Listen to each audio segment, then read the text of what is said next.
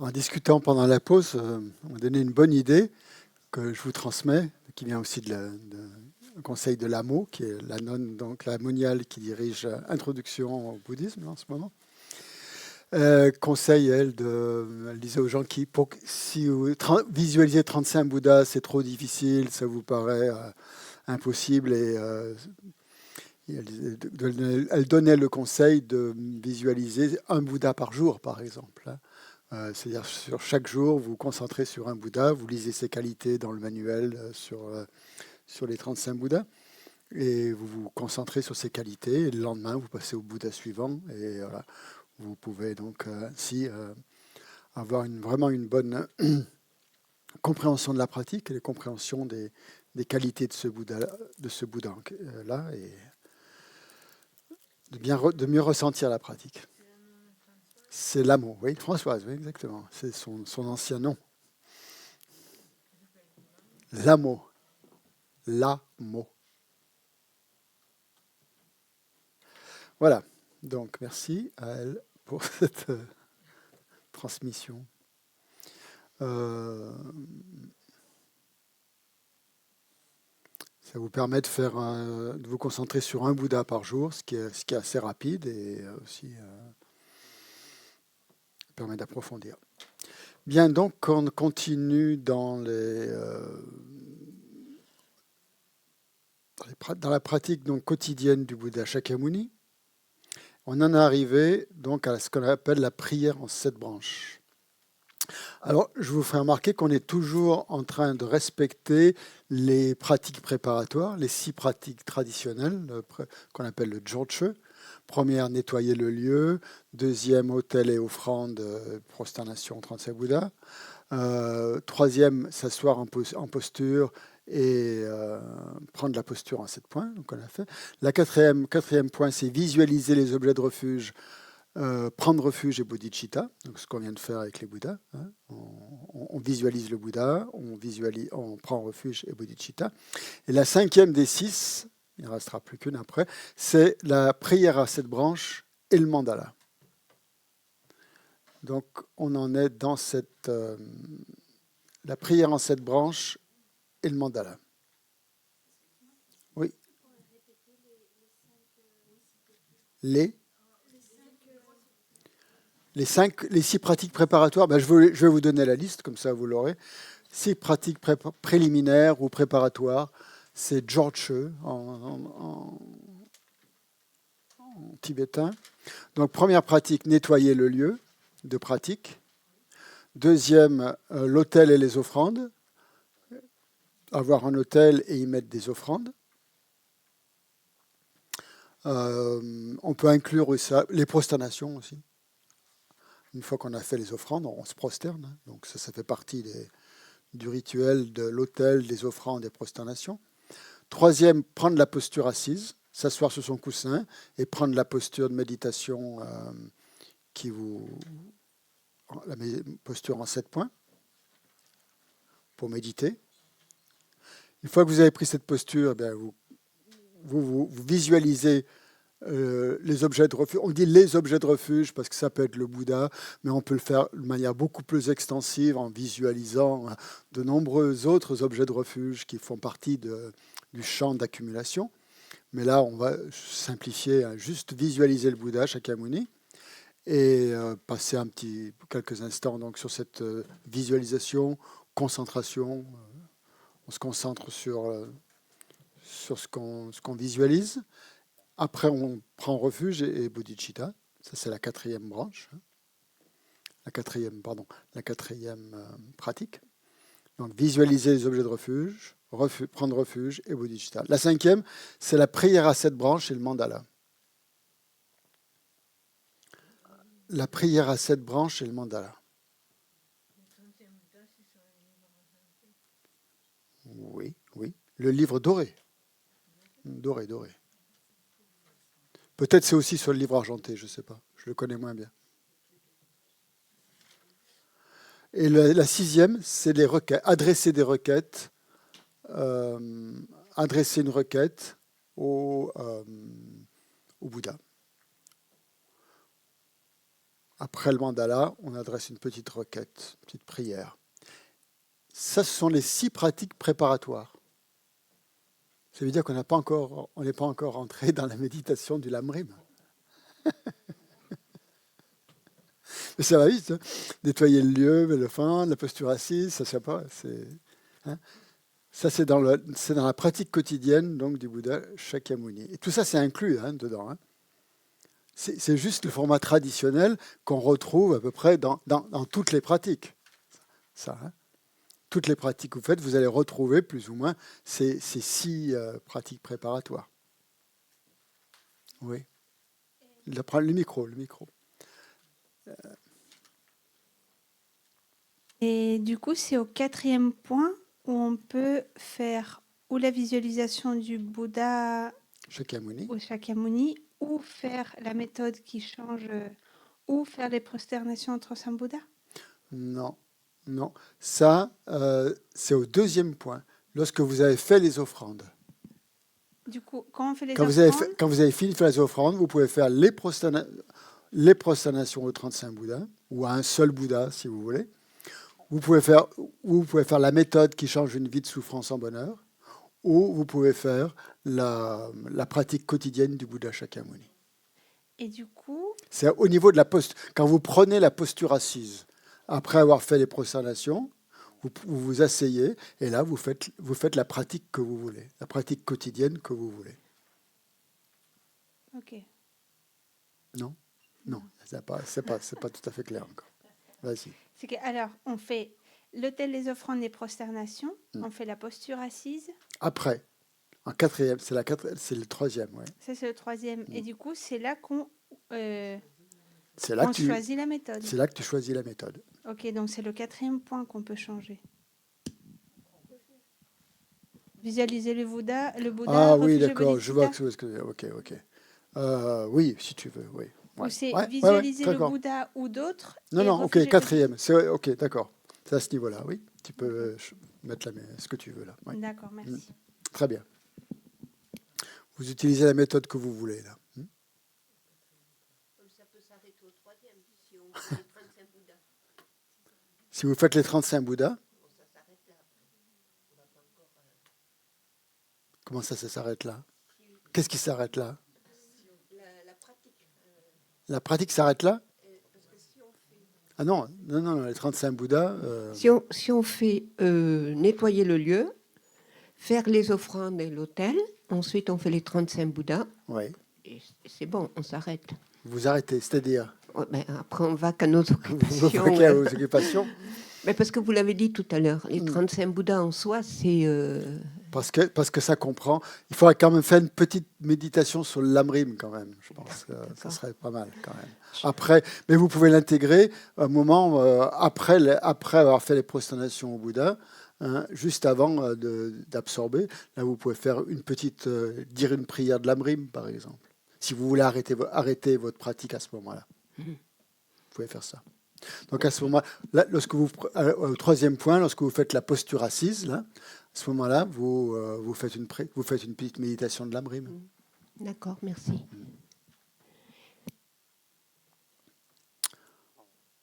D'autres questions sur Zoom?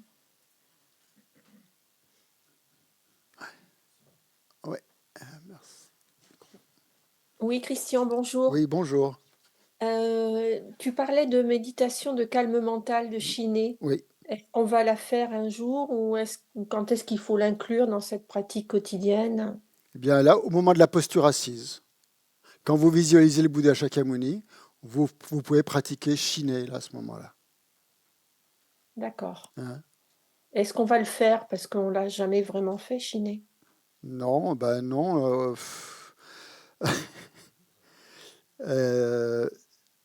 Si vous voulez vraiment, si vous êtes intéressé par la pratique de Shiné, et vous pouvez faire une petite retraite d'1 semaine avec Geshe Loden. Il organise des retraites de Shiné, soit 1 semaine, soit 10 jours, ça varie. Il en fait 3 par an à peu près. Il va y en avoir une en novembre, il y en aura une autre en avril-mai. Et en général, Il y en a une autre au mois d'août, pas toujours au mois d'août. Ça varie. Cette année, non, il n'y en a eu que deux ou trois. C'est pas forcément avancé, non. C'est une pratique de motivation. Il faut demander à Geshe Loden. Il te connaît un petit peu, tu lui demandes. Vous devez au moins faire les 4 premiers jours. Si c'est sur une semaine, vous ne pouvez pas arrêter avant 4 jours. Hein. C'est la pratique comme ça. Hein. Donc, vous êtes obligé quand même de rester au moins 4 jours. C'est une pratique assez difficile au niveau physique, je dirais, et mental aussi, parce qu'il faut garder cette posture pendant un certain temps et être très stable. Ça amène beaucoup de stabilité, mais on ne peut pas se lever à n'importe quel moment. On ne peut pas même bouger. Quand vous êtes dans la posture pendant 7 minutes, ou je ne sais plus combien, il doit faire, je pense qu'il fait 4 minutes. 4 minutes non, peut-être c'est 7 minutes de concentration, 3 minutes de pause, 7 minutes de concentration, 3 minutes de pause. Mais pendant les 7 minutes de concentration, vous ne devez absolument pas bouger. Vous êtes complètement... C'est vraiment une méthode pour développer la concentration. Excellent. La pause n'est pas obligatoire. Si vous êtes bien à votre posture, vous continuez, vous pouvez rester. La pause, c'est pour ceux qui ont des difficultés, qui ont besoin d'une pause. Comme les débutants. Quand on est débutant, on a besoin d'une pause. C'est pour se détendre le dos, si on a mal quelque part. Tout ça. Mais ce n'est pas une obligation. Et il inclut justement bodhicitta. Quand Geshe Loden, ce n'est pas qu'une pratique de concentration. Il inclut la méditation du refuge, de la bodhicitta, de la vacuité. Il amène aussi pas mal d'accumulation de mérite et de purification dedans. Et ensuite, tout ce qui est Chenrezig, Tara verte, Tara blanche, voilà. est-ce que ce sont Ce sont des pratiques quotidiennes que vous pouvez faire à la place, par exemple, de la visualisation du Bouddha Shakyamuni. Si vous faites les pratiques de Chenrezig ou les pratiques de Tara, vous pouvez les faire à ce moment-là. Vous prenez votre posture assise, vous visualisez, vous prenez refuge, vous développez bodhicitta, vous visualisez la déité que vous pratiquez et les récitations qui vont avec, la récitation du mantra, la récitation des louanges, les offrandes, etc. Vous faites cette pratique à ce moment-là. D'accord. Ça devient la pratique principale, ça. C'est la pratique principale. Voilà. Donc là, on est dans une pratique quotidienne qui intègre aussi le lamrim, les points du lamrim. Ce n'est pas dans toutes les pratiques comme des déités, comme par exemple Chenrezig ou Tara, que vous allez retrouver la pratique du lamrim dedans. L'avantage de cette pratique de Bouddha Shakyamuni, c'est que les deux sont intégrés. Vous avez tout dedans. Vous avez tout. C'est un package. Vous avez tout compris. Vous avez le refuge, vous avez la concentration sur le Bouddha, vous avez le refuge, vous avez la bodhicitta, vous avez la prière à 7 branches. Donc vous purifiez, vous accumulez, vous développez la concentration, vous recevez des bénédictions, vous faites des requêtes. C'est très varié, il y a beaucoup de choses. Et en même temps, vous méditez sur le lamrim. Donc il y a tout. Et après, voilà, c'est une pratique qui est bien pour la retraite de l'Amrim qu'on fait. C'est le format que j'utilise. Je pourrais en utiliser d'autres. Je pourrais utiliser une autre méthode. C'est celle que je préfère, c'est celle de la Masopa. Donc on est dans le centre de la Masopa. C'est celle-ci que je pratique, qu'on pratique ensemble. Voilà. Parce qu'il y a tout aussi. Et on peut mettre l'accent tous les jours sur des points différents et tout ça, et sur des points du Lamrim différents aussi. Ça permet de vraiment intégrer les choses. Vous voyez comment ça s'engence ? Okay. Donc là, on en est dans la prière à 7 branches. Donc c'est pareil. La prière à 7 branches, vous allez en trouver des versions longues et des versions plus courtes. Une version très longue de la prière en 7 branches, vous allez la trouver, par exemple, dans cette prière d'aspiration noble, royale, là, ce qu'on appelle la prière royale, qui a un petit fascicule aussi qui est sorti, là, où il y a une longue... le Masopa conseille de lire en fin de journée, par exemple. C'est à la fois une prière à 7 branches et aussi en fin de journée, vous avez des dédicaces. Lama Zopa conseillait de se faire cette pratique en clôture de journée. Là, je vous en parle parce qu'il y a aussi une prière à 7 branches. Dans la pratique de la Tsongkhapa aussi, il y a une prière à 7 branches. Donc, dans de nombreuses pratiques, Chenrezi, Tara, vous avez une prière à 7 branches parce que c'est une pratique très condensée, très courte et qui permet justement l'accumulation de mérite et la purification. Donc ces 7 branches, moi, je pense que vous les connaissez quand même, plus ou moins. Donc la première branche, c'est la branche des prosternations. Donc là, vous récitez Alors ça peut être dit en une phrase, hein, comme ici. Par exemple, dans votre texte, il a dit « Je me prosterne avec respect par le corps, la parole et l'esprit ». Donc là, vous ne vous relevez pas. Vous êtes assis sur votre coussin, vous visualisez que vous vous prosternez. Vous pouvez visualiser que tous vos corps que vous avez obtenus dans les vies antérieures se prosternent, par exemple, au moment où vous dites cette phrase. Et que voilà, vous vous prosternez devant tous les Bouddhas. Hein. Bon, si vous voulez vous lever, vous pouvez le faire, hein, rien ne vous l'interdit, bien sûr. Mais ce n'est pas une obligation. Hein. En fait, c'est un moyen de rendre hommage au Bouddha. Vous rendez hommage au Bouddha. Hein. C'est une forme...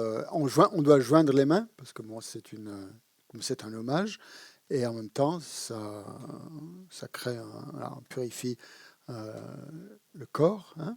C'est une pratique du corps, de la parole et de l'esprit. Hein. On retrouve toujours ces éléments. Et on dit que les prosternations, c'est le meilleur moyen pour vaincre l'orgueil. Quand on rend hommage à quelqu'un, c'est qu'on se rabaisse quelque part. C'est qu'on reconnaît ses qualités et que les nôtres sont inférieures aux siennes, en général. Et surtout quand on se met comme ça, c'est une inclinaison. Et en plus, si on fait les prosternations physiques, là, on se met par terre. Hein, Voilà, on ne peut pas descendre plus bas que terre. En fait. Et là, on se met au pied du Bouddha. Hein. Donc, si on le fait vraiment sérieusement, avec cet esprit de prosternation, c'est une bonne manière de vaincre l'orgueil. Hein. Donc, c'est une pratique physique, hein, où on inclut le corps, on inclut la parole parce qu'on le dit, hein, et l'esprit, donc en pensant aux qualités du Bouddha. Quand on fait ça, on ne visualise pas simplement le Bouddha. Hein, le Bouddha Shakyamuni, sur Antaga, si ça devient un peu limité, on peut penser, comme c'est dit dans la prière royale ici, sur chaque atome, il y a un Bouddha. Sur chaque atome, hein, il y a un Bouddha entouré d'innombrables bodhisattvas. Donc des Bouddhas, il y en a partout. Et vous pouvez, c'est dit sur chaque atome se trouve autant de Bouddhas qu'il existe de particules, chacun entouré de bodhisattvas. C'est ainsi que j'imagine l'espace tout entier empli intégralement des victorieux. Voilà, ça c'est l'hommage. Et bon, après la prière continue, etc. Donc vous imaginez que dans toutes les directions, dans toutes les molécules de lumière, tout ce que vous pouvez imaginer, ce sont des Bouddhas. Parce que partout où il y a l'esprit du Bouddha est partout. Hein. Donc partout où il y a l'esprit du Bouddha, il y a le corps du Bouddha aussi.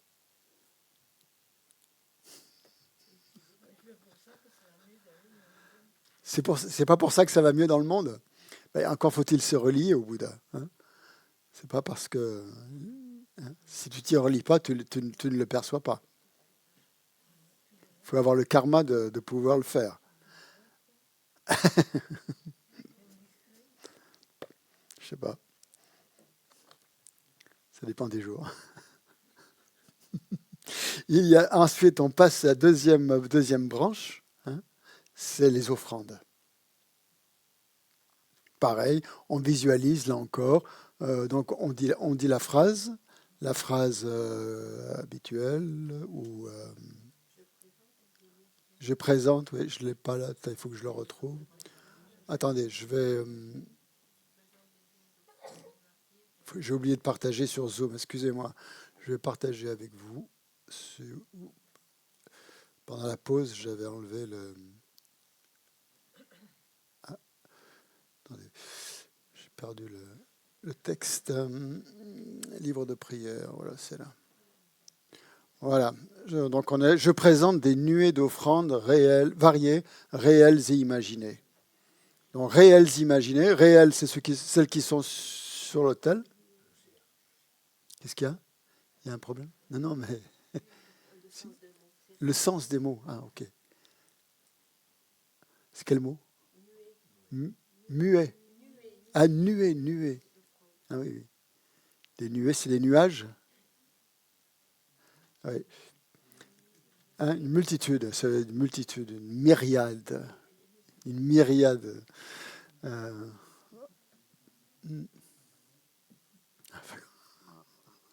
Oui, j'avais une question là-dessus. On doit souvent visualiser des chants de Bouddha et les offrir, des chants de ceci. Chant de mérite, Qu'est-ce qu'on chant entend par des d'accumulation. chants? Qu'est-ce qu'on visualise par des chants Un ensemble. D'accord. Un ensemble. On appelle ça un chant de mérite. Parce que un chant, c'est la traduction littérale du mot tibétain Xing, qui veut dire chant aussi, parce que c'est un chant où les mérites, qui permet de faire pousser les mérites. C'est ça l'image, en fait. Hein, c'est un chant que l'on travaille, en fait, qui sert de récolte, qui va amener une récolte. La récolte, c'est l'éveil. Et sur ce champ, donc, les qualités vont pouvoir s'accroître. Donc, ce champ d'accumulation de mérite donc, permet d'accroître les qualités. Ça pousse. C'est garder cette image. C'est vrai que ce n'est pas tout forcément parlant, mais bon. Donc, il y a deux types d'offrandes. Hein, les offrandes ordinaires qui sont sur votre autel, et il y a les offrandes... les offrandes ordinaires, donc ça peut être sur matériel, mais ça peut être aussi les offrandes que l'on visualise dans son esprit. Donc matériellement, sur l'autel, on met des fleurs, on met de l'eau, on met de l'encens, le parfum, etc., ce qu'on a vu hier. Ça peut être aussi toutes sortes d'ornements qu'on peut mettre, des cristaux, par exemple, ici sur l'autel. Il peut y avoir de la nourriture, des bonbons, toutes sortes de choses. Donc, on parle aussi d'offrandes insurpassables. Il y a des offrandes ordinaires, des offrandes insurpassables. Les offrandes insurpassables, on les appelle aussi les offrandes qui sont faites par le Bodhisattva Samantabhadra, qui a été réputé pour faire les meilleures offrandes qui soient. C'est-à-dire qu'il arrivait, par le pouvoir de sa concentration, à démultiplier chacune des offrandes, ou à multiplier chacune des offrandes. Et c'est ça qu'on appelle les offrandes insurpassables. C'est les offrandes qui sont faites par les Bouddhas et les Bodhisattvas, qui sont hors du commun. C'est-à-dire que pour le champ de mérite, pour les Bouddhas qui sont partout, ils vont manifester autant d'offrandes que possible. Et ils sont capables aussi de manifester des offrandes aussi pour les êtres qui souffrent, on dit. Voilà. Donc ça, c'est ce qu'on appelle c'est comme des offrandes surnaturelles qu'on ne perçoit pas avec nos yeux, mais on peut imaginer qu'on est comme le Bodhisattva Samantabhadra et qu'on projette dans l'espace comme ça, comme un feu d'artifice, avec plein d'offrandes adressées de toutes les couleurs, adressées au Bouddha. Faites-vous plaisir, soyez créatifs.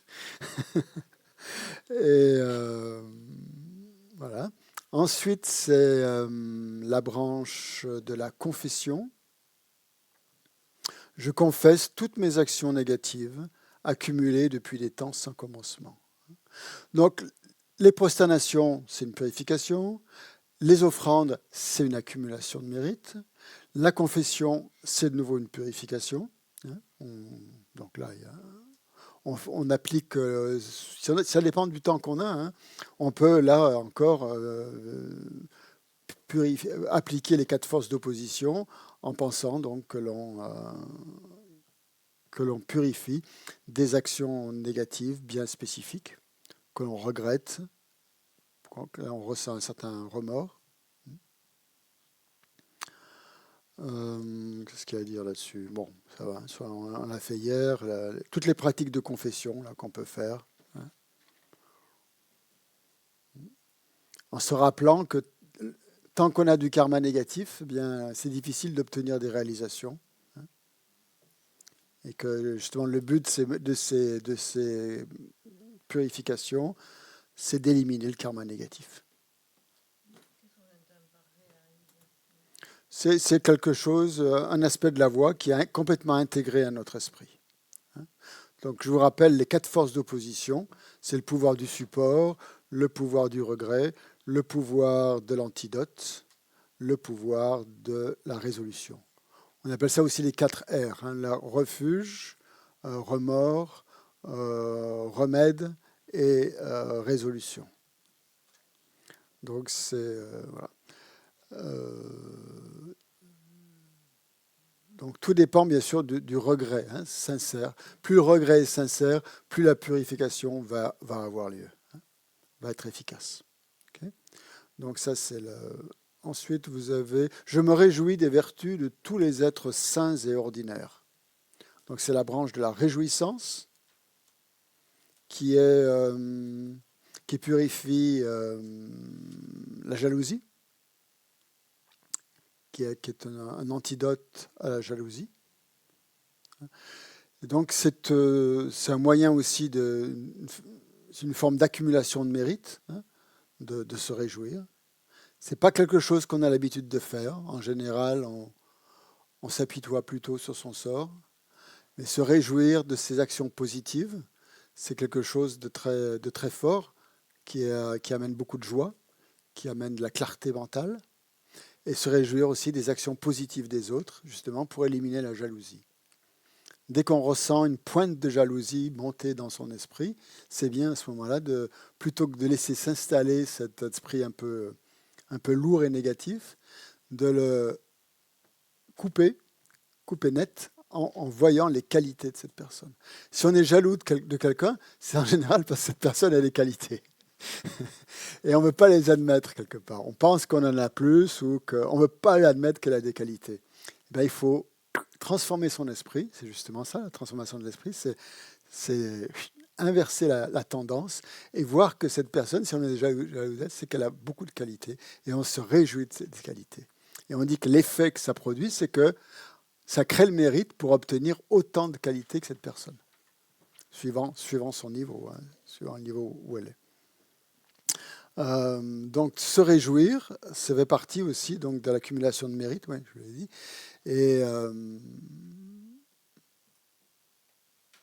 oui, pour l'offrande, oui, j'ai oublié de vous dire, pareil, l'offrande, c'est important même si on a des offrandes très ordinaires sur l'autel, si c'est des offrandes qui n'ont pas beaucoup de valeur, comme des bols d'eau, tout ça, c'est bien de les visualiser comme du nectar, par exemple, comme quelque chose de très, très, très précieux. Et là, il y a beaucoup d'exemples dans la vie du Bouddha, par exemple, le roi Ashoka, qui est devenu un empereur bouddhiste. Dans une de ses vies antérieures, il était un enfant qui, lors du passage d'un Bouddha, n'avait rien à lui offrir. Il avait vraiment envie de lui offrir quelque chose. Il a pris de la terre ou du sable et il a tenu dans ses mains comme ça. Et il a visualisé ce sable comme étant des pierres précieuses. Ou de l'or, des pierres précieuses, un trésor. Il s'est concentré là-dessus et il a offert ça au Bouddha. Pas comme du sable, mais comme des pierres précieuses. Et ça a créé le mérite pour qu'il soit immensément riche dans sa vie, une de ses vies futures, peut-être la suivante, je ne sais pas. Et il est devenu l'empereur Ashoka qui a construit des stupas, qui avait une fortune considérable et qui a établi des monastères, des temples, des stupas, partout, des colonnes. Si vous allez en Inde, il y a beaucoup de lieux où on représente justement des colonnes d'Ashoka où il avait... établi des communautés bouddhistes et financé tout ça parce que sa fortune était illimitée. Et la cause de cet effet-là, c'est simplement d'avoir visualisé cette offrande au Bouddha. Donc voilà, c'était pour rajouter à ça.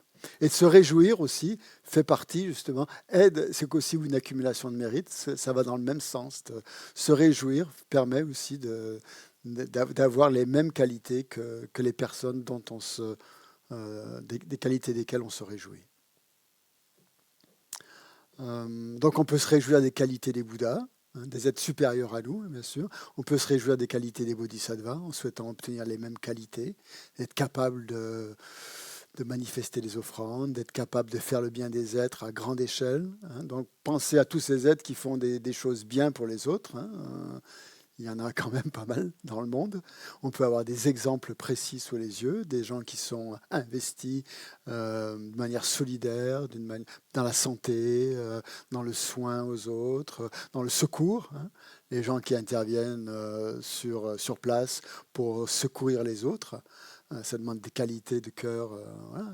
C'est pas que leur profession, s'ils sont ambulanciers ou au SAMU. Ou ça. Voilà, ils interviennent, ils agissent spontanément, alors que nous, on est sur notre coussin, là, on évanouit tout ça. Alors il y a des gens qui sont sur le terrain, dans les zones de guerre, dans les zones de conflit, qui sont brancardiers. Voilà. Et pensez voilà, au Bouddha, mais pas simplement au Bouddha, à des êtres ordinaires aussi, entre guillemets ordinaires, qui sont sur le terrain. Hein. Et pensez à tous ces gens-là, pendant cette branche-là de la réjouissance, ça élève l'esprit. Hein. On dit ça amène de la joie, hein, la réjouissance, comme le nom l'indique. Donc c'est une pratique très puissante. La Mazopa insistait beaucoup pour qu'on prenne du temps quand on fait la prière à cette branche.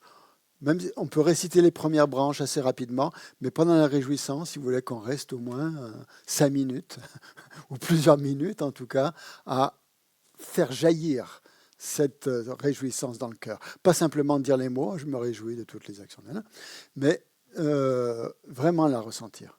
On peut penser justement, voilà, tout ce que ces bodhisattvas comme la Mayeshe, comme la Mazopa ont créé, que ce lieu comme ça n'est pas venu tout seul, qu'il a fallu investir beaucoup d'énergie pour qu'on soit là aujourd'hui à pouvoir être tranquille, à écouter les enseignements. Il a fallu que des lamas viennent d'Inde, il a fallu qu'ils viennent apporter l'enseignement ici. C'est des multiples causes et conditions qui ont permis qu'aujourd'hui on profite finalement de ce qu'on a en ce moment. Donc voilà. Il y a de multiples. On peut bien sûr penser au Dalai Lama, tout ce qu'il a fait pour son peuple, pour son pays, pour ce qu'il continue à faire. Il y a énormément de sujets de réjouissance. Il n'y a pas que des sujets d'actualité qui sont tristes et déprimants. Justement, il faut essayer de prendre essayer de voir le côté positif aussi dans la vie, dans ce qu'on est amené à voir aussi. Il y a des gens qui consacrent leur temps et leur énergie aux autres. Hein. Il y en a énormément dans le monde, heureusement. Quoi. Donc voilà. Donc plus on va se réjouir des qualités et du bonheur des autres, hein. Quand on voit des gens heureux, il faut se réjouir de leur bonheur aussi. Hein. Voilà. Être envieux ou jaloux, c'est un peu pareil quand même pour moi. C'est un peu pareil. Voilà. Se réjouir de ses propres mérites aussi, hein, parce qu'on a des mérites. Si on a la chance de pouvoir étudier, de ne pas avoir besoin de faire un travail qui nous occupe à plein temps ou complètement et qu'on n'a vraiment plus l'esprit à pratiquer ou quoi que ce soit, ça veut dire qu'on a quand même certains mérites. Et qu'en méditant comme ça tous les jours, on continue à en accumuler dans cette vie. On a une précieuse existence humaine et donc on a des conditions quand même, une situation assez favorable, des circonstances qui nous permettent de pratiquer. Et faire ça sans le moindre orgueil, hein, juste se réjouir de ce que l'on a à notre disposition. Voilà, se réjouir de ses propres vertus.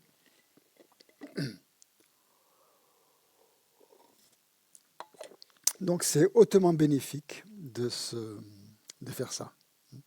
En plus, ça ne demande pas beaucoup d'efforts. Quelqu'un disait là-bas, on peut faire ça dans son lit. On n'a pas besoin de s'asseoir en posture. Dans son lit, on peut se réjouir avant de s'endormir de tout ce que les gens dans le monde, on peut imaginer, ont fait de bien aujourd'hui. La Mazopa était réputée pour faire des dédicaces extrêmement longues qui pouvaient durer plusieurs, pas une heure peut-être pas, mais pas loin parfois, et très très très longues en mettant tout le monde, en incluant plein de choses. Et un lama disait, moi, j'ai trouvé un moyen hyper intelligent pour me réjouir. Je me réjouis des pratiques de réjouissance de la Mazopa.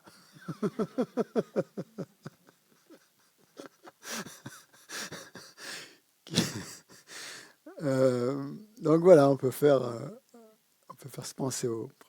Malheureusement, la Mazopa n'est plus là pour faire ces pratiques de réjouissance et de dédicace. Donc ensuite, c'est la prière de demeurer, de rester. On demande au Bouddha de rester dans le samsara, demeurer dans le samsara jusqu'à la fin du samsara. Donc là, on visualise que l'on offre un trône au Bouddha pour qu'il reste là, qu'il siège là, qu'il soit immuable, hein, et qu'il puisse agir donc au bien des êtres. Hein. Donc c'est une supplique, parce que s'il n'y a plus de Bouddha, on ne peut plus atteindre l'éveil. On n'a plus d'enseignement, on n'a pas d'instruction. Donc, parallèlement à cette branche de demander au Bouddha de rester, il y a aussi la supplique de tourner la roue du Dharma pour les êtres. Non seulement il faut qu'il reste, mais comme disait le Dalai Lama dans un enseignement que j'ai entendu, c'est bien beau de lui demander qu'il reste, mais s'il ne parle pas, ça ne sert à rien. Il faut aussi qu'il parle. Il faut lui demander de parler, il faut lui demander d'enseigner. Hein. Il ne faut pas juste qu'il soit là comme ça à vous regarder. Ça n'a pas beaucoup d'intérêt. Donc il faut lui demander et là on lui offre non seulement une roue, hein, la roue du Dharma, qui correspond donc à l'enseignement. Hein, l'enseignement. Donc ça c'est le remède, on dit, à l'ignorance. C'est ce qui va éliminer notre ignorance. Le fait qu'un Bouddha enseigne, ça met fin à notre ignorance. Donc notre ignorance étant la perturbation fondamentale, racine. Hein. Si on élimine l'ignorance, on élimine aussi toutes les autres perturbations. Donc c'est ça qu'il faut, c'est là-dessus qu'il faut taper. Voilà. Donc demander au Bouddha qu'il enseigne. C'est la supplique, la requête de faire tourner la roue du Dharma. Puisque c'est grâce à ça qu'on va pouvoir avancer sur la voie. Que dira d'autre? Ensuite, la dernière branche.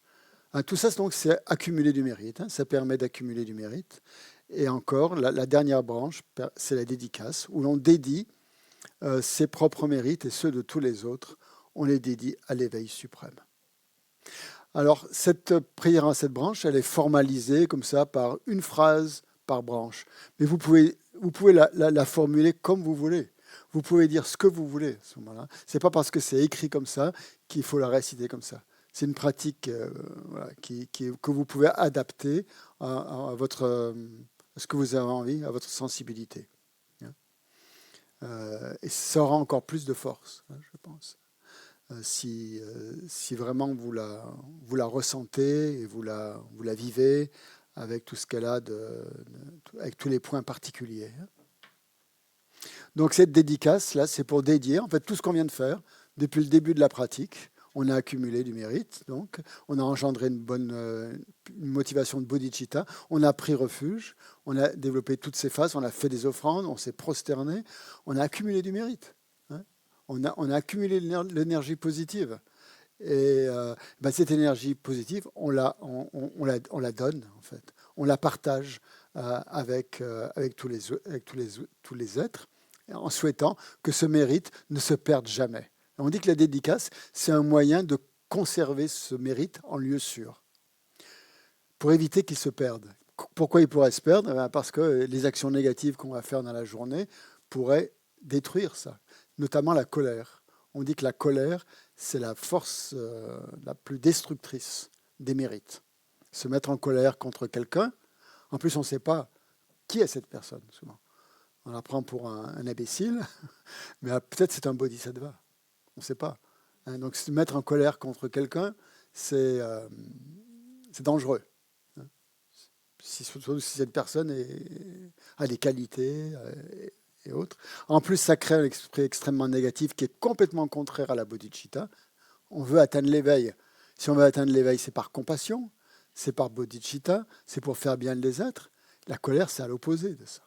Donc, c'est comme une force négative qui est complètement contraire à ce qu'on veut atteindre.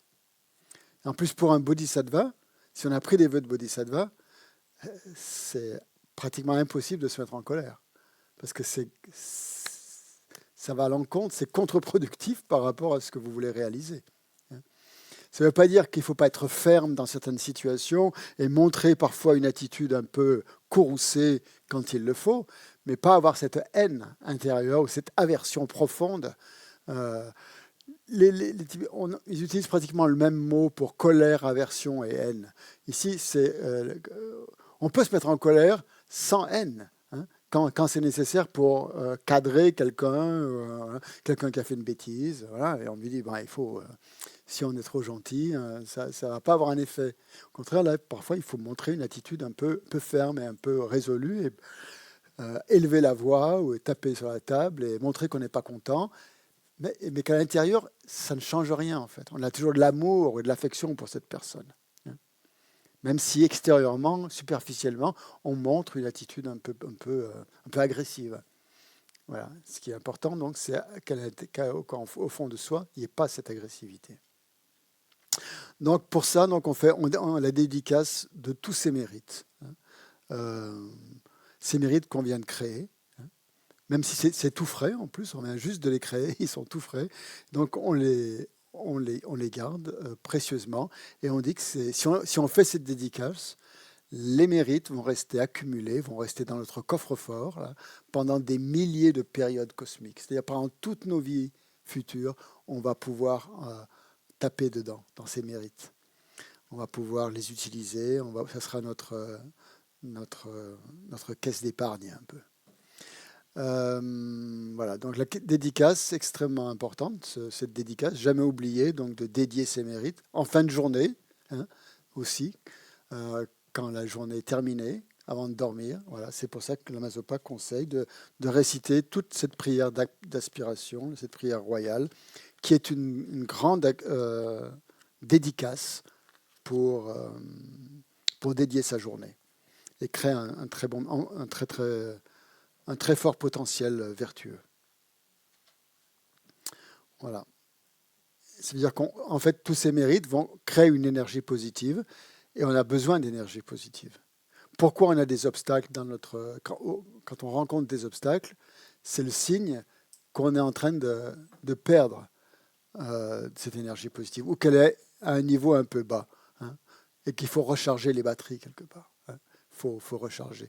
Et donc, ces dédicaces permettent justement d'engendrer une énergie positive qui ne s'épuisera pas.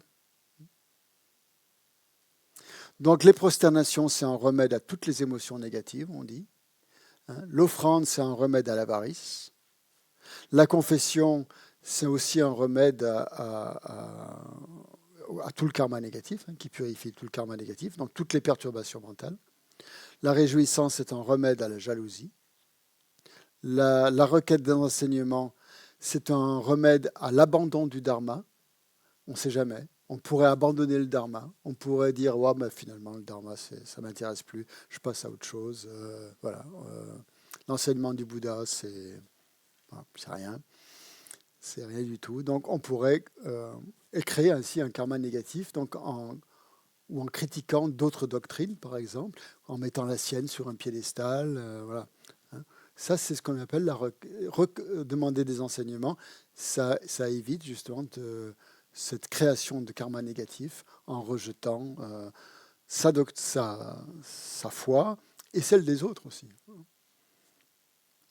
Donc ensuite, la supplique de rester, c'est un remède donc au manque de respect pour les êtres saints, pour les bodhisattvas, pour ceux qui enseignent le dharma. Et dédier les mérites, donc c'est un remède contre la colère. Et un remède aussi contre le karma négatif que la colère a pu créer. On dit que chacune de ces branches de la prière produit un résultat spécifique. Chacune est une cause. Donc c'est un remède et c'est aussi une cause. Donc les prosternations, quel effet ça va produire? Ça permet d'avoir la protubérance d'un Bouddha. Vous savez, le Bouddha a cette protubérance au sommet de sa tête, qui n'est pas un chignon, en fait. On pourrait croire que c'est un chignon ou une bosse. Mais en fait, c'est une protubérance. c'est même pas de la chair, en fait. C'est de la lumière, hein, on dit. Et on dit que voir la protubérance d'un Bouddha, c'est quelque chose d'extrêmement, extrêmement bénéfique. C'est pas donné à tous les êtres de pouvoir percevoir la protubérance d'un Bouddha, parce que justement, elle est faite de lumière. C'est pas une bosse de chair, hein, autrement dit. Donc la branche des prosternations, comme on incline sa tête, qu'on touche le sol avec son front, hein, eh ben, ça crée la cause pour avoir cette protubérance crânienne d'un Bouddha. Et d'autres marques aussi d'un Bouddha, je ne me souviens plus lesquelles, toutes ces marques qui témoignent en fait de ses qualités. L'offrande, c'est une cause pour être riche, hein, dans cette vie et dans les vies futures. L'offrande apporte de la richesse. L'offrande du mandala, oui, aussi, apporte de la richesse, effectivement. Oui. Donc, toutes les offrandes, tout ce que l'on offre, amène de la richesse. C'est le contraire de l'avarice. Hein. L'avarice est source de pauvreté. Et nous, dans notre ignorance, on pense que c'est le contraire. En étant avare, on a l'impression d'être riche. Mais en fait, c'est faux. Parce qu'en étant avare, on est pauvre, puisqu'on n'utilise pas sa richesse. Donc c'est comme si on ne l'avait pas. Donc c'est comme si on était pauvre, en fait. Quelqu'un d'avare, c'est que même s'il a des millions à la banque, comme il ne les utilise pas parce qu'il ne veut pas les donner ni pour les autres ni pour lui, c'est comme s'il ne les avait pas. Alors quelqu'un de généreux forcément amène de la richesse. C'est une énergie qui va amener de la richesse. Le fait de donner ces biens crée justement, apporte une richesse. Apporte de la richesse. Donc ensuite la confession. Donc, la richesse, c'est important, la richesse, parce que ça permet de faire des offrandes. Ça permet aussi de pouvoir pratiquer le dharma en faisant des offrandes, en n'ayant pas besoin de travailler, par exemple. Si on est suffisamment riche, ben voilà, pourquoi aller travailler? On n'a pas besoin. Et donc, on peut passer son temps à pratiquer, à voyager, à aller dans des lieux, faire des pèlerinages, voilà, tout ça. Et pour ça, il faut de l'argent. Donc, voilà. Les offrandes pour ça. Et surtout pour aider les autres, ceux qui en ont besoin.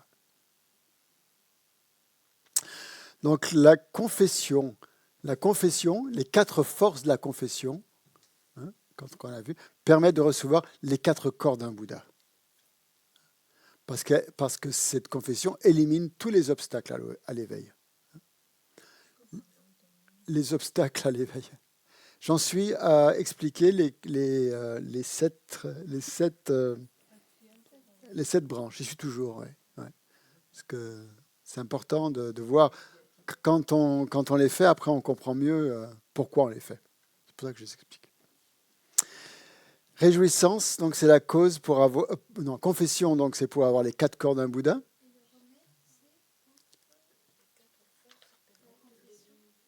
La confession, c'est un remède à toutes les perturbations mentales, donc qui créent du karma négatif. Donc c'est un remède au karma négatif. La confession élimine les 2 voiles, donc pour les voiles émotionnels et les voiles cognitifs qui empêchent donc d'atteindre l'éveil. Et donc permet d'obtenir, si on élimine ces deux formes de voile, on obtient donc les corps d'un Bouddha. La réjouissance, c'est la cause pour obtenir une belle apparence physique, pour être beau. Et pourquoi? Parce qu'on se réjouit de ce qui est beau, en fait. On se réjouit des qualités. Donc, qualité, c'est ce qui est beau. Et que ça a comme effet donc, d'avoir dans la vie future, ou même dans cette vie déjà, une belle apparence physique, d'être quelqu'un d'agréable. Et c'est important, justement, dans la pratique, ça permet d'avoir plus facilement des disciples. Quelqu'un qui est agréable à regarder, normalement, plus facile pour cette personne d'attirer des disciples que quelqu'un qui a une apparence physique qui est plus repoussante, disons. Demander des enseignements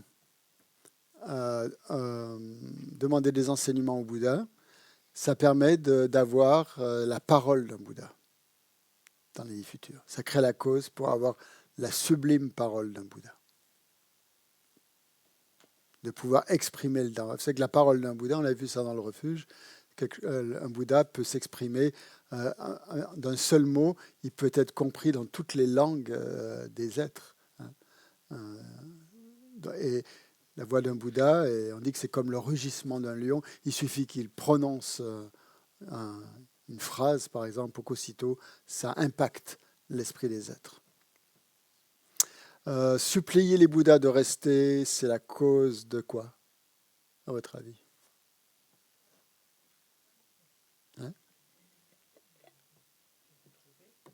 De retrouver un Bouddha? Ouais, pourquoi pas. De retrouver les Bouddhas? Oui, je suis d'accord. Cause de longue vie, c'est ça. C'est une cause de longue vie. Et la dédicace permet d'obtenir toutes les qualités d'un Bouddha, toute sa connaissance et ses qualités. Donc très importante, cette pratique de cette branche, elle est très courte. On peut la faire en 1 minute. En 1 minute, vous pouvez vous prosterner, faire des offrandes, vous réjouir, mentalement, je m'entends, par 7 petites pensées comme ça qui s'élèvent successivement dans votre esprit. Vous pouvez y mettre des mots, si vous voulez, mais vous n'êtes pas obligé de mettre des mots. Si c'est devenu vraiment une habitude, vous pouvez simplement avoir ces 7 pensées. Et c'est très court. Et donc, très utile donc, pour accumuler du mérite et purifier la négativité.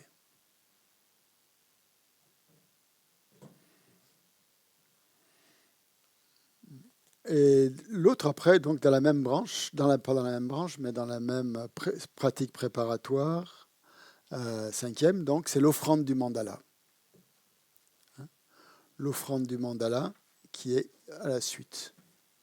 Donc c'est dit, bien, la pratique de l'offrande du mandala est l'un des meilleurs moyens pour accumuler des mérites d'une ampleur inconcevable en un temps très court. Il suffit de faire le mudra avec le mont Meru au centre, de visualiser les 4 continents et les richesses et de penser qu'avec ce geste, vous offrez au Bouddha tout ce que vous avez de beau en vous, tous vos mérites, toutes vos qualités, toutes vos richesses, non seulement vos richesses, mais toutes les richesses des univers, tout ce qu'il y a de plus beau écologiquement parlant dans les univers, tout ce que vous pouvez imaginer de beau, de splendide, vous l'offrez au Bouddha et en récitant la prière que l'on adresse habituellement, l'offrande de mandala court, par exemple à la page 179. Cette terre, ointe de parfums, jonchée de fleurs, ornée du mont Meru, des 4 continents, du soleil et de la lune, je la visualise comme un champ de Bouddha et je l'offre. Puissent tous les êtres jouir de cette terre pure. Voilà. Et vous faites Idam Guru Ratna Mandalakam Niryatayami. Vous offrez ça. C'est pour ça qu'on fait cette offrande au début de l'enseignement, pour demander au Bouddha de nous enseigner le Dharma pour qu'on puisse atteindre l'éveil. Si vous ne faites pas le mudra, ce n'est pas grave, c'est pas ça le plus important. C'est encore une fois pour joindre le corps, l'esprit et la parole qu'on fait ça, qu'on fait ce mudra. Vous joignez les 2 annulaires au centre qui représentent les monts Meru.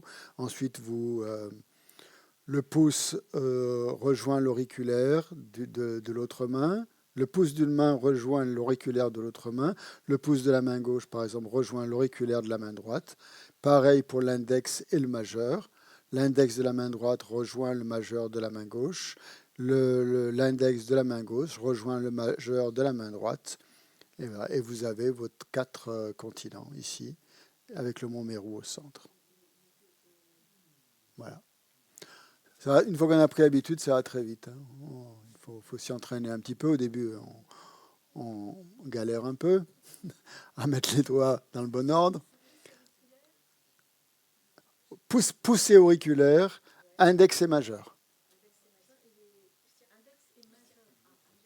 Pouce et auriculaire vers vous, index et majeur vers l'extérieur.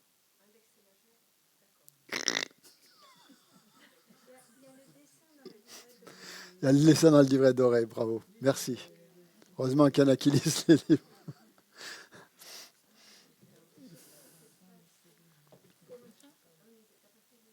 Je sais pas. Ouais. Et puis plus l'un contre l'autre. Les deux, voilà. Voilà. Les deux annulaires.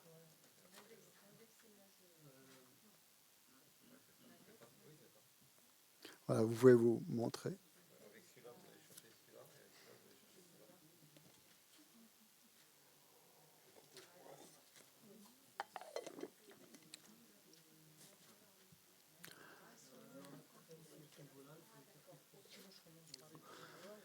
Donc vous pouvez apprendre cette strophe en tibétain, parce qu'on la récite souvent dans les enseignements en tibétain, en visualisant. Mais le plus important, c'est de visualiser.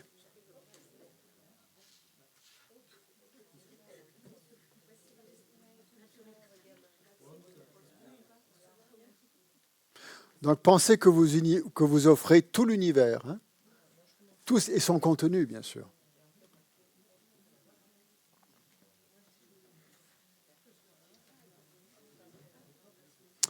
Donc l'offrande en 7 points, le mont Méru qui est le centre de l'univers, les 4 continents aux 4 directions cardinales, donc qui entourent le mont Méru.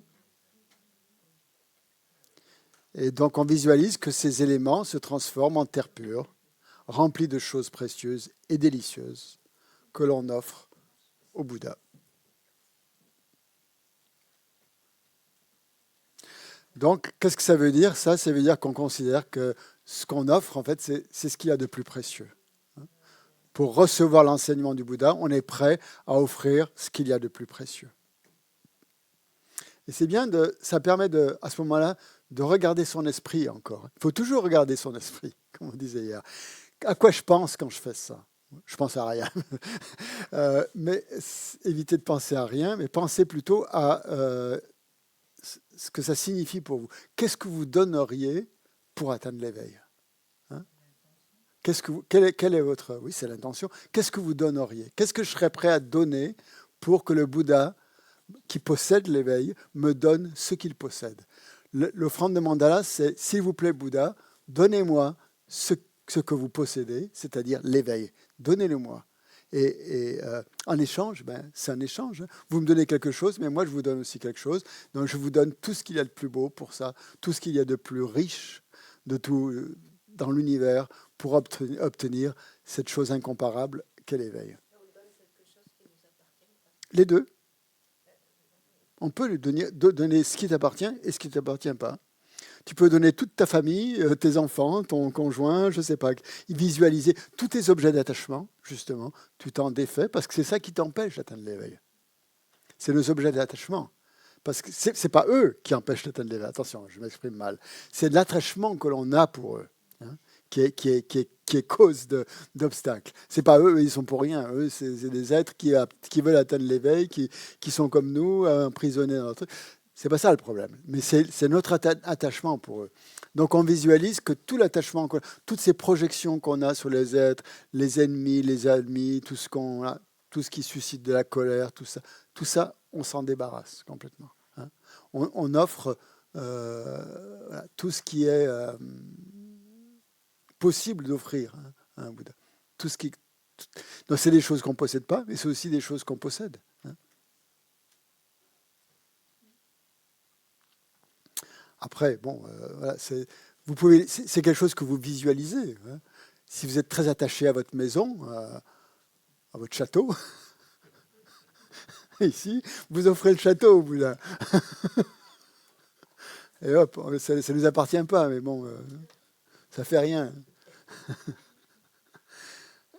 C'est des objets de valeur, hein, parce qu'on donne de la valeur à ce qu'on veut offrir. Donc c'est pour ça, pour les parfums, les fleurs, tout ça, c'est des choses qui sont belles et qui sont attrayantes. Et dans la prière suivante, je ne sais pas si elle y est dans les... Elle n'y est pas là. Non, elle n'y est pas. Il y a une autre prière qu'on dit le matin, quand on fait les prières au début des enseignements. Hein. On dit « Sans le moindre regret, j'offre les objets de mon attachement. Hein. J'offre les objets de mon attachement, de mon aversion, de mon ignorance. Ça peut paraître bizarre. On offre les objets de son aversion. C'est quoi cette histoire? Mais non, parce que ces objets d'aversion, c'est pas des objets d'aversion. C'est vous qui mettez de l'aversion sur ces objets. Ouais. C'est pas des objets d'aversion. C'est pas eux-mêmes qui sont des objets. Les objets, ils sont neutres. Hein. Mais nous, on y met de l'aversion, on y met de l'attachement, on y met de la jalousie, on y met plein de trucs. Et ça, on les vide en fait de ces perturbations mentales et on les offre pures. Hein. Donc sans le moindre regret, on dit sans le moindre regret. Voilà. J'offre les objets de mon attachement, de mon aversion, de mon ignorance, le trois poisons. Hein. Amis, ennemis, inconnus. Hein. Mon corps, on offre son corps, ce qui est de plus précieux pour nous. On n'a rien de plus précieux que le corps, hein, finalement, si on regarde bien. Il n'y a rien de plus précieux pour nous. Et pour nous, le corps, c'est notre possession. On possède le corps. Hein. On s'identifie à son corps. On est complètement identifié à notre corps. Ce qui est une erreur, hein, bien sûr, au niveau ultime. On n'est pas le corps, hein, on est bien d'accord. Mais on s'identifie à ça. Donc on offre ce qui est notre corps et toutes les richesses, hein, dont je jouis. Hein. Qu'elles vous appartiennent ou qu'elles ne vous appartiennent pas, peu importe. Votre travail, votre maison, voilà, tout, votre pays. Les ayant pleinement acceptés, veuillez me bénir par la libération spontanée des trois poisons. Wow. Vous offrez le mandala et vous êtes libéré des trois poisons. Idam Guru Ratna Mandala Kamniryatayami veut dire donc ainsi donc maître, je vous offre ce mandala avec tous ces éléments précieux Ratna et je l'offre pour votre jouissance. Voilà, et ça c'est pour obtenir, ça veut dire que, voilà tout ce que je vous donne pour obtenir les réalisations les plus précieuses, hein, et éliminer tous les obstacles qui empêchent ces réalisations.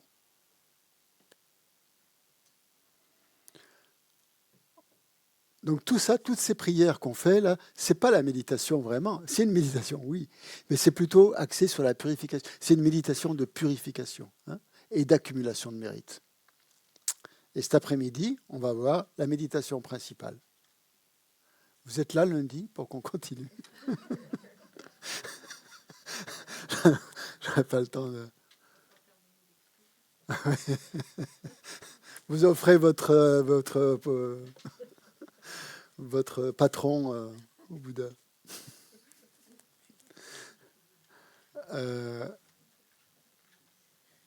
Bon, on va dédier cette énergie positive que l'on a créée ensemble, donc en faisant ces pratiques ce matin, en essayant de les faire, ou avec toutes nos limitations, mais essayant quand même de la manière la plus vertueuse possible. Donc on a créé ainsi un potentiel positif, potentiel vertueux, qui est donc ce potentiel vertueux, cette énergie positive, on va l'intégrer à notre courant de conscience en l'offrant donc au Bouddha pour que lui qui sait comment en faire profiter tous les êtres le fasse pour nous. Et donc, on fait cette offrande de mandala pour le remercier. Cette terre, ointe de parfums, jonchée de fleurs, ornée du mont Mérou, des 4 continents, du soleil et de la lune, je la visualise comme un chant de Bouddha et je l'offre. Puissent tous les êtres jouir de cette terre pure. Je peux dire la suite si vous voulez. Je prends refuge en... Attendez, je vais partager avec Zoom, parce qu'ils ne l'ont pas. Livre de prière. Voilà, on l'a dit ensemble. Je prends refuge en le Maître et les 3 joyaux précieux, rares et sublimes. Veuillez bénir mon continuum mental. Veuillez nous bénir, moi-même et tous les êtres, afin que nous mettions fin immédiatement à toutes les conceptions erronées, depuis la dévotion incorrecte au Maître jusqu'à la vue dualiste subtile de l'apparence blanche, de l'accroissement rouge, de la proche obtention noire. Veuillez nous bénir, moi-même et tous les êtres, afin que nous parachevions immédiatement toutes les réalisations correctes, depuis la dévotion au Maître jusqu'à l'unification au-delà de l'apprentissage. Veuillez apaiser immédiatement tous les obstacles intérieurs et extérieurs. Et là, on se concentre avant de dire la phrase, on se concentre vraiment sur ce qu'on est en train de faire, on y pense, on regarde son esprit, on développe cette pensée d'offrande et comment dire, de richesse que l'on offre. Idam Guru Ratna Mandala Kamniryatayami.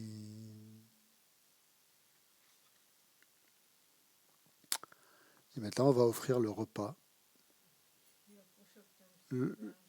Ça, c'est les 3 dernières consciences subtiles juste avant de mourir. On va offrir le repas qu'on va prendre. C'est page combien dans le livret parce qu'on n'a pas dans votre livret l'offrande de nourriture. Page 207.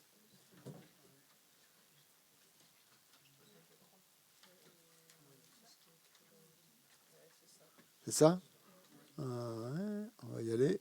Page 207.